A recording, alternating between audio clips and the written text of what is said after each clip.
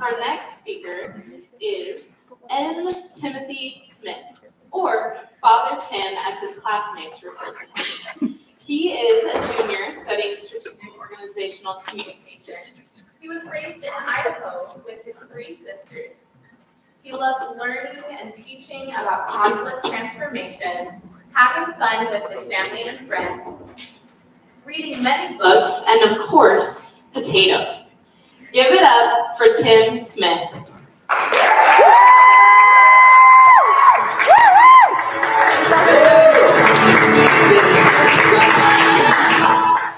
So good to be with you guys this afternoon.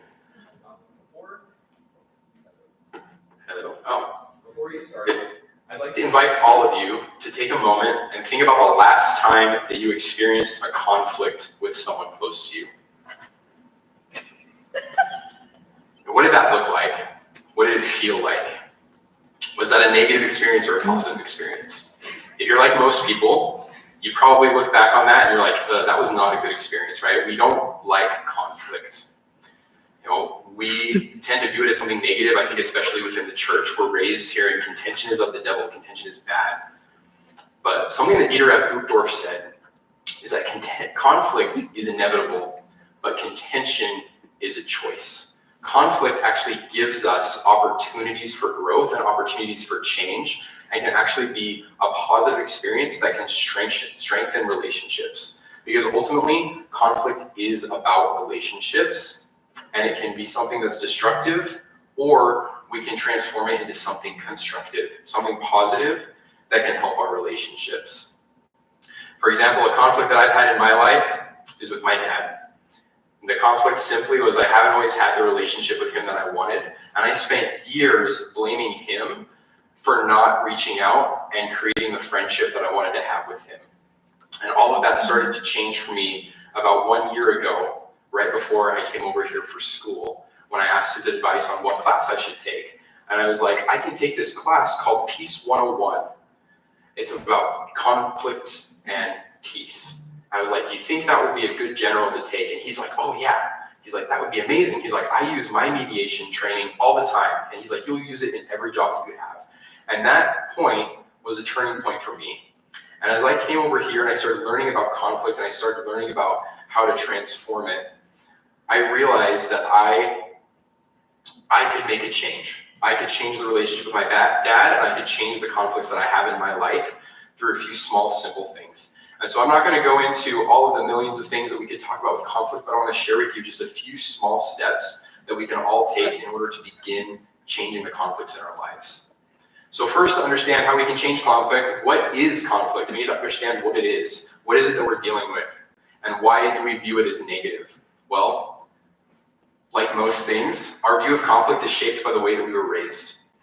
In their book, Interpersonal Conflict, Joyce Hawker and William Wilmot say that most people grew up in one of 3 systems. They either grew up in an avoidance system, an aggressive system, or a collaborative system.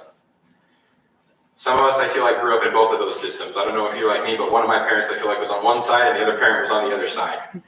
But so most of us grow up in one of those first 2 systems, right? We view conflict as something negative, as violent, as, how many of you thought of an argument when I asked about conflict?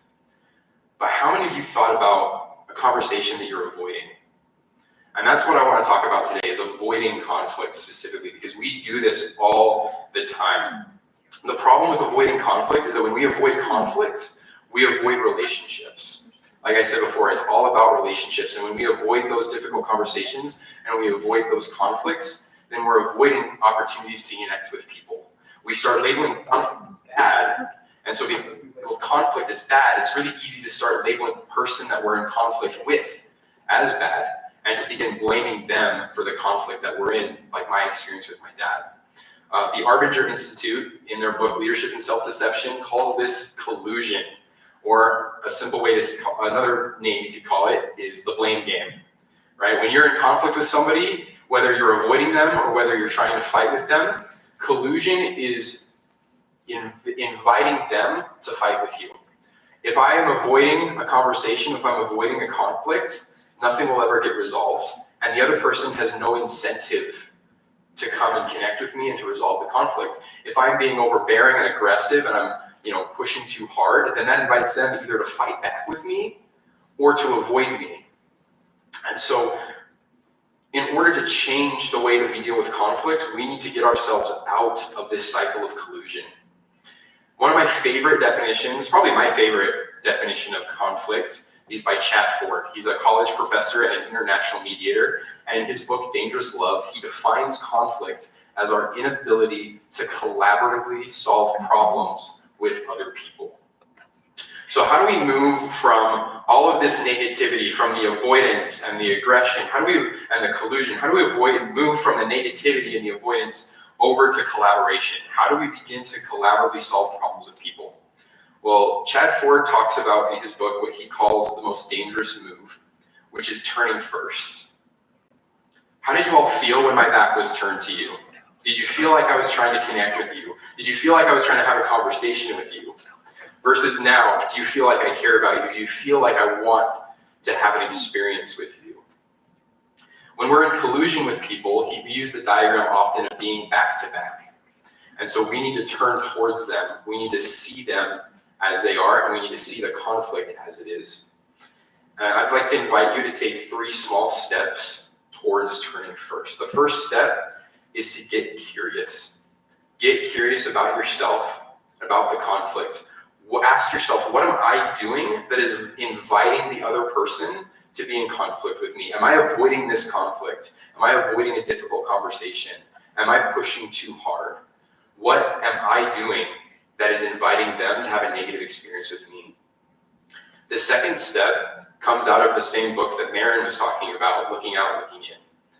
We need to use you language. I know this sounds backwards because we've heard our whole lives use I language, take responsibility, say I feel and I see. Throw all of that out. Use you language. You need to look at the other person. You need to say, what do you need? What are the needs that you have that are not getting met? How do you need to fight? How do you engage in conflict?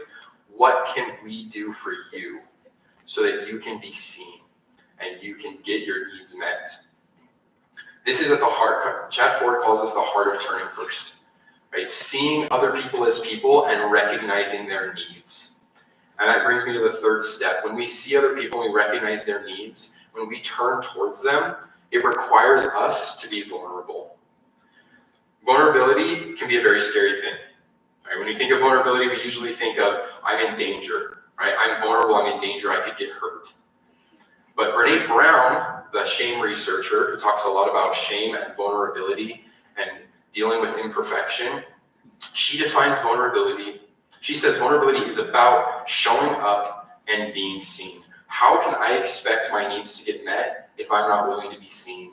How can I expect the person that I'm in conflict with to turn towards me and to be vulnerable unless I'm willing to show up for them and to show up for us? So in order to turn first, we need to get curious. We need to get curious about ourselves. What are we doing? What do we need to change? And take responsibility. Then we need to turn towards them and look at them and say, what do you need? What are the needs that you have that are not getting met? And then we need to invite collaboration. Collaboration is when we work together against the problem. Like Thomas S. Monson said, we should never let a problem be solved become more important than a person to be loved. All conflict is about relationships, and we begin to turn towards the other person. We begin to invite them through seeing them as people and caring about their needs and inviting them to collaborate with us, that it no longer becomes me and you, I and you. It's about us. It's about us together against the problem, and then we can resolve conflict by working together to find a solution that meets both needs. Going back to my story about my dad, I came over here to BYU-Idaho and I started learning about conflict, and I started learning about collusion, and I started learning about turning first, and I remember one day going, oh man, maybe I'm the problem. And that was a big perception shift for me, because I thought my whole life, if my dad wanted to have a better relationship with me, then he would do something about it. And I started to realize I was the one that was trying to have a better relationship. I was the one that wasn't getting my needs met, and I was the one that was blaming him instead of inviting him. And so when I started asking him for advice, when I started talking to him in terms of the things that he's interested in. My dad's an expert at computers. He's been working in the industry for a long time. He's done mediation training, so he knows a lot of these same principles. When I started talking to him and trying to connect with him on the things that he loved and the things that made him who he was, and asking for his advice, my whole perspective changed. And even though our relationship isn't perfect, over the last year, my attitude towards my father has changed. And now I see him as a friend. I see him as somebody that I can talk to about the issues that I'm facing and the trials that I experience while in school. And all it took was that one small step for me to say, maybe I'm the problem. Maybe I can change this. Vulnerability is scary, but if nobody turns first, nothing will change. So my invitation to all of you today is to just take a small step towards change. We can begin simply by getting curious. It doesn't have to be big, dramatic, or even hard. If you can just take a small step to get curious about conflict, to get curious about the other person, then you can begin the process of turning first. And your conflicts don't have to be something negative and something contentious and destructive. Instead, your conflicts can be something collaborative, where you have the opportunity to see people as people, and you have the opportunity to work with them to strengthen your relationship and have both of your needs get met.